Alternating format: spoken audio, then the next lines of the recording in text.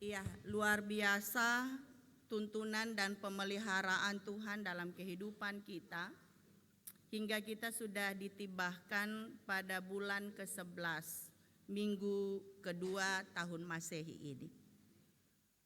Akhir-akhir ini semua pasti tahu bahwa berita yang paling hangat adalah peperangan yang terjadi antara Israel dan Hamas. Dan akibat daripada itu, di mana-mana, terutama di Indonesia, bahkan di Ambon ini sedikit waktu yang lalu, orang ada dan turun ke jalan untuk demo. Judul demo itu adalah demo damai. Dan di Indonesia ini kita sering ada dan menyaksikan hal-hal demo itu bukan lagi hal yang asing. Selalu orang mengungkapkan apa yang ia punya inspirasi itu kebanyakan dalam hal demo turun di jalan. Bikin aksi yang mencari perhatian supaya apa yang ia sampaikan itu ada dan didengar, ada dan ditindaklanjuti. Mama-mama juga biasa sering demo. Kalau bapak-bapak mulai jarang pulang di rumah lihat HP saja, itu dia mulai tuh, seng masa, bikin muka bangka, pukul batu di muka, batu yang picah bukan muka yang picah. Betul kasih mama-mama? Lah mulai kalau suami datang, mama masak apa? Masak apa? Lihat sendiri juga, kalau perlu masak sendiri. Mulai itu ada maunya itu. Biasa anak-anak juga demo orang tua. Kalau dilarang, ada anak-anak yang seng pulang rumah, lari dari rumah atau masuk dalam kamar lah kunci kamar. Atau ada anak-anak demo orang tua seng mau pergi sekolah. Ini biasa. Bapak-bapak bilang, jangan bilang kata ibu pendeta, saya bilang kata bapak-bapak lah biasa demo. Kalau ada maunya lah mama-mama seng kasih, itu. Bikin mau-mau.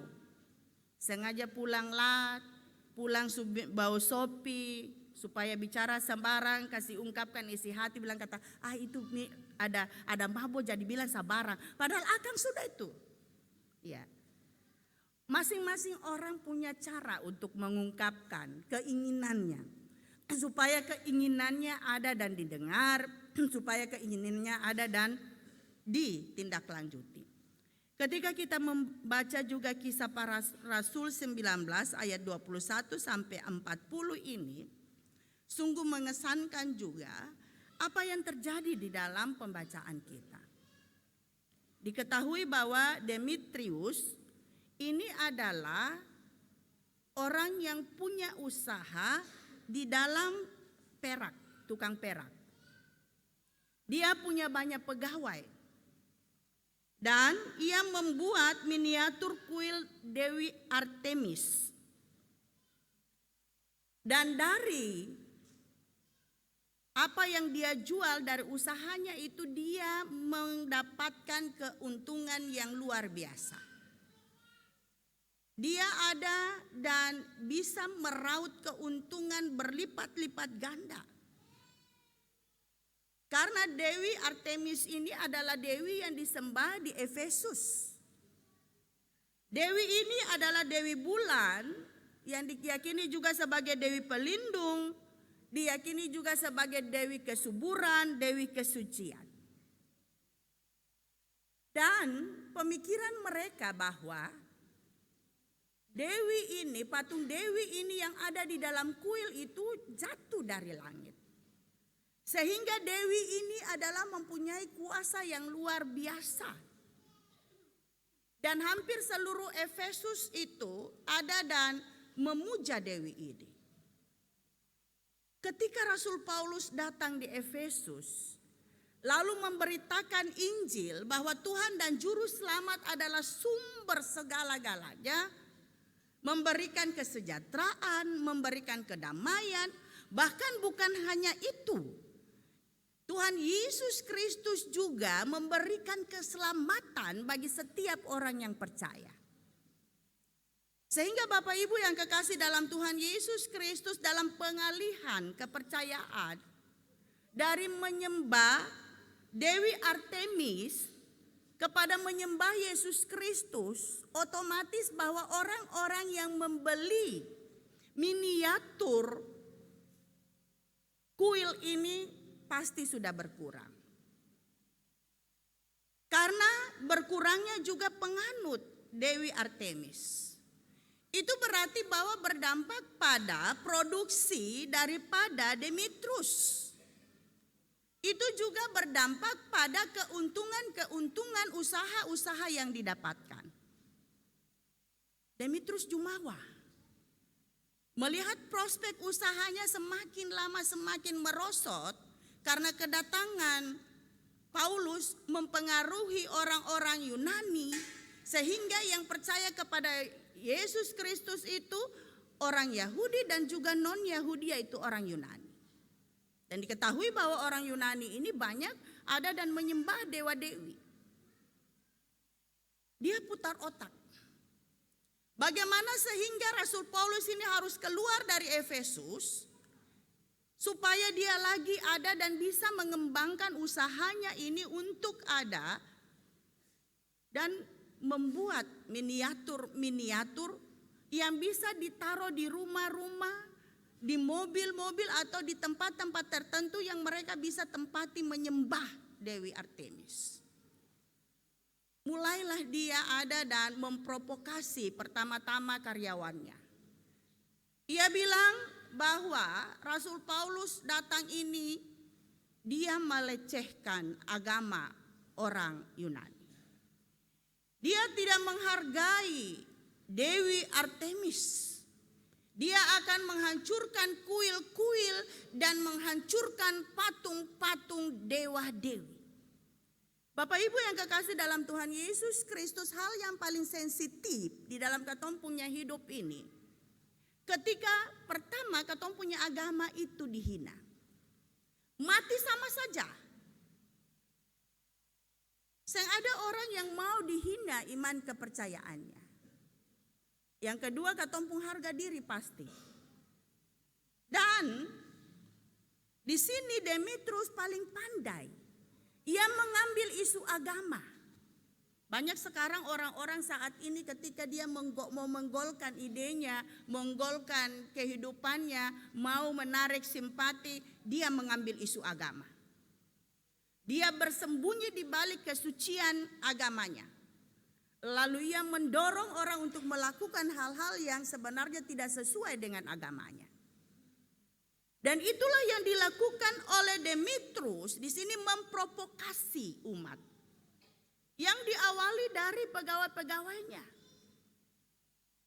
Dan tidak lama reaksi pegawai-pegawai itu ditambah dengan orang-orang yang tidak tahu sebenarnya apa sih yang sebenarnya terjadi ini. Hanya karena mendengar katanya Rasul Paulus ada dan mau menghancurkan kuil, katanya Rasul Paulus mau menghancurkan Dewi Artemis, sehingga mereka ada dan bersama-sama masa untuk ke gedung kesenian mendemo di sana. Mengeluarkan aspirasinya bukan damai tetapi brutal. Dikatakan dalam pembacaan kita bahwa ada yang berteriak ini, ada yang berteriak itu, menandakan bahwa mereka tidak mengetahui judul dan esensi demo itu. Dan apesnya di sini Gaius, Aristarchus dan Alexander ada di gedung itu yang notabene-nya adalah orang-orang yang mengikuti Rasul Paulus, orang-orang Makedonia. Dan dia ada dan menjadi amukan massa. Pelampiasan massa ketika Rasul Paulus tidak ada. Bukan Rasul Paulus tidak mau pergi. Ketika ia akan pergi, ia ditahan oleh petinggi-petinggi Asia. Kemudian juga orang-orang yang bersimpati melarang Rasul Paulus untuk ke sana. Nanti dampaknya akan lebih tidak baik, dampaknya lebih buruk. Sementara Rasul Paulus tidak harus ada dan mempertanggungjawabkan itu karena dia memang tidak melakukan itu logikanya. Sehingga Alexander di sini berusaha sungguh untuk mau menjelaskan apa sih sebenarnya yang terjadi. Bagaimana sih ide, bagaimana sih cara Rasul Paulus itu memberitakan firman yang tidak sesuai dengan apa yang ada dan disampaikan oleh Demetrius. Dia belum mengaturkan lagi apa itu Rasul Paulus, bagaimana Rasul Paulus punya pemberitaan. Dia sudah ada dan didorong. Dan emosi massa semakin membludak jemaat kekasih sehingga massa berteriak, besarlah Artemis orang Efesus. Ini membakar semangat. Ya. Ada kalimat-kalimat yang membakar semangat kita ketika kita ada dan disinggung. Seperti bangsa Indonesia, merdeka atau mati. Dan ada juga agama-agama lain yang meneriakan hal-hal yang bisa membakar umatnya sehingga umatnya lebih brutal lagi. Dan menganggap itu bahwa itu adalah cara yang benar. Itu adalah cara yang harus mereka adalah lakukan ketika ada orang menista agama mereka. Padahal di balik semua itu ketika ditelusuri, ini akalan daripada Demetrius saja. Ia sebenarnya ada dan mendorong massa untuk keuntungan dirinya sendiri. Jemaat yang kekasih dalam Tuhan Yesus Kristus, yang bisa menenangkan mereka adalah panitra. Dengan caranya panitria coba ada di tengah-tengah. Panitria ini adalah satu lembaga yang ada dan meluruskan persoalan budaya, meluruskan persoalan agama ketika ada persoalan-persoalan agama dan budaya yang muncul. Dan panitera ini muncul untuk ada dan menjelaskan kepada orang-orang Efesus. Dan itu sangat jelas di ayatnya yang ke-35. Panitera ini mengatakan, hai orang Efesus, siapakah dia di dunia ini yang tidak tahu bahwa kota Efesuslah yang memelihara baik kuil Dewi Artemis yang maha besar maupun patungnya yang turun dari langit. Hal itu tidak dapat dibantah, karena itu hendaklah kamu tenang dan janganlah terburu-buru bertindak. Kalimat ini adalah kalimat komunikasi massa. Bagaimana untuk ada dan menguasai massa dengan idenya. Bagaimana sang pemimpin ini berupaya untuk menenangkan massa dengan apa esensi daripada demonya. Mendengar itu massa semua diam dan panitra ini mencoba untuk ada dan meluruskan masalah itu.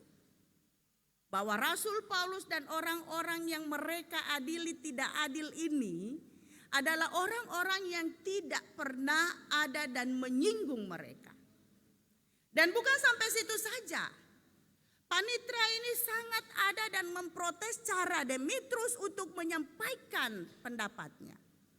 Karena itu tidak etis. Itu tidak baik. Karena ada orang yang harus dirugikan dengan apa yang dia lakukan yang mengambil keuntungan daripada kerugian orang lain. Sehingga panitra ini berusaha untuk menjelaskan bahwa sebenarnya ada dua cara untuk menyampaikan pendapat mereka. Tidak harus melakukan hal yang tidak baik. Yang pertama, mereka dapat menyampaikan masalah ketika gubernur mengadakan sidang. Di situ mereka harus pergi dan menyampaikan masalah mereka. Yang kedua, ketika ada sidang rakyat yang sah untuk menyelesaikan masalah-masalah yang berkaitan masalah religius dan masalah agama. Jemaat yang kekasih dalam Tuhan Yesus Kristus, setiap negara dia mempunyai undang-undang. Kita pun juga mengatur, negara kita mengatur undang-undang bagaimana untuk menyampaikan pendapat di depan umum. Pasal 9 tahun 1998 itu adalah undang-undang bagaimana kita menyampaikan ide-ide kita sehingga kita tetap ada di dalam tertib dan tidak pernah menyinggung orang lain. Tidak mengatasnamakan apapun untuk kepentingan pribadi atau golongan. Jemaat kekasih Tuhan, tema kita minggu ini adalah tertib dan santun dalam menyampaikan pendapat. Ketika kita lihat tema ini, subtema ini, maka itu berarti menyangkut tentang bagaimana kita untuk berkomunikasi. Kita mencoba mencari arti komunikasi di KBBI adalah pengiriman atau penerimaan pesan atau berita antara dua orang atau lebih agar pesan dapat dipahami. Dan beta juga mau lihat bahwa komunikasi massa adalah kasus yang mampu menyampaikan inti pembicaraan secara lugas dan efektif. Itu berarti bahwa ketika kita lihat bahwa komunikasi ini adalah sarana untuk, yang penting untuk membicarakan, memecahkan masalah yang terjadi. Sehingga beta mau bilang bahwa ketika kita ada dalam kehidupan ini, baik dalam kehidupan kelompok kecil rumah tangga kita, maupun juga di dalam RT, RW kita, masyarakat yang luas, ataupun juga di jemaat kita, di unit, di wadah, di sektor, kita mempunyai berbagai-bagai pendapat satu dengan yang lain. Ada pertentangan pendapat antara satu dengan yang lain.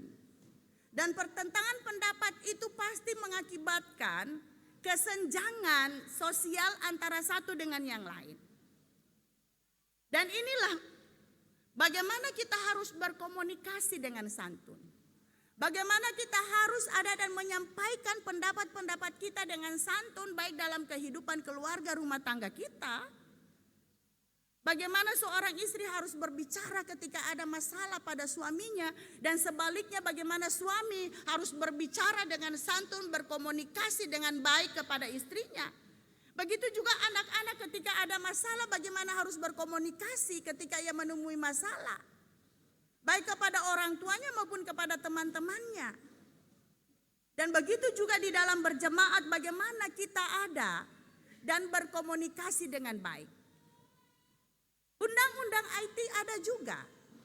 Bagaimana kita ada dan bermedsos dengan baik. Sehingga akun-akun kita itu bukan isinya konten-konten yang menghujat. Akun-akun kita itu bukan isinya gaya-gaya yang pornografi dan sebagainya.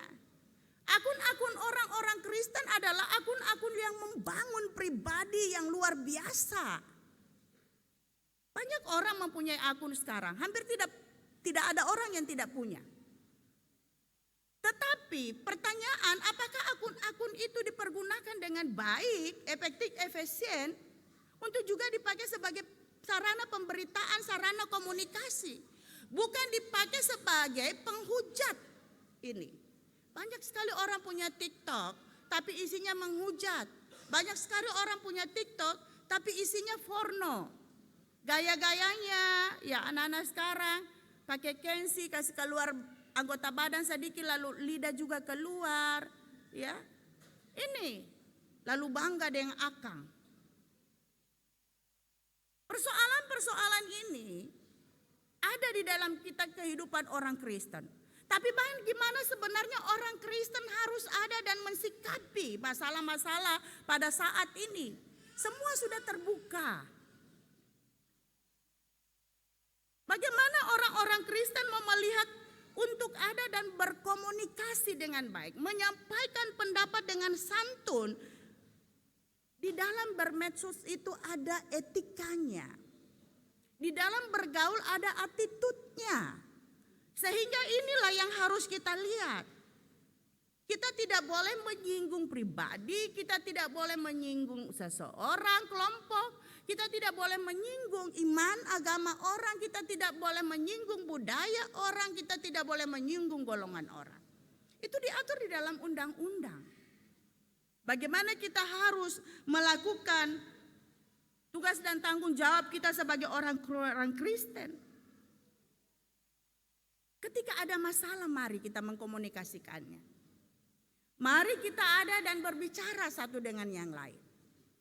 Jangan laki bini ada masalah, buang muka ke tembok satu, laki ke dinding kiri, bini ke dinding kanan. Lalu taruh bantal polo di tengah-tengah. Atau yang masuk kamar lai, keluar. Cari yang lebih baik lai kata. Atau yang lai, pergi dengan komunikasi dengan Nona Opi, Sopi yang bermain. Persoalan-persoalan ketika ada di dalam kehidupan berumah tangga, kehidupan berorganisasi, ketika kita tidak berkomunikasi dengan baik, maka tidak akan selesai masalah itu. Setiap orang ketika bertindak, dia menganggap bahwa tindakannya itu baik. Tapi tidak semua orang menerima tindakan itu adalah baik. Ada ketersinggungan orang-orang dan inilah yang harus dikomunikasikan. Apa sih maksud dari segala sesuatu itu? Dan ketika ada komunikasi yang baik dengan bahasa yang santun, dengan keterbukaan satu dengan yang lain, beta yakin dan percaya bahwa tidak ada bilang Ibu Pendeta beta mau cere. Ibu Pendeta mau beta keluar dari sektor. Ibu Pendeta beta mau keluar dari panitia. Ibu Pendeta mau beta keluar dari perangkat. Ibu Pendeta beta seng mau lagi untuk ada di dalam pelayanan. Setiap kita ada di dalam persoalan kehidupan kita, ketika kita sikapi dengan bijaksana, pasti kita bisa keluar darinya. Atau ada masalah, Ibu Pendeta bilang mari keluarga ini dan keluarga ini, mari katong ada dan duduk bersama lia akang. Janganlah Ibu Pendeta sombayang saja, apa yang mau disombayangi? Diselesaikan dulu baru disombayangi. Jangan semua sombayang. Apa sombayang? Apa yang mau disombayangi? Sombayang bahwa Anda tidak mau damai, sombayang bahwa Anda tidak mau diatur. Itu persoalannya. Kadang-kadang ketong ini segala sesuatunya mentok, sombayang saja. Sombayang beta laki juga supaya ini, sombayang beta bini juga supaya ini, sombayang beta pun anak itu supaya ini dan sebagainya. Sombayang dia juga Ibu Pendeta supaya apa yang mau disombayang? Sombayang minta roh hikmat, bicara. Dan ketika sudah dituntun oleh Roh Kudus setelah baru katong sombayang jangan terulang lagi dan belajar daripada persoalan-persoalan yang ada. Berkomunikasi, menyampaikan pendapat kita dengan santun. Banyak orang punya tujuan baik, tetapi cara menyampaikannya tidak baik, akhirnya ditanggapi juga dengan tidak baik.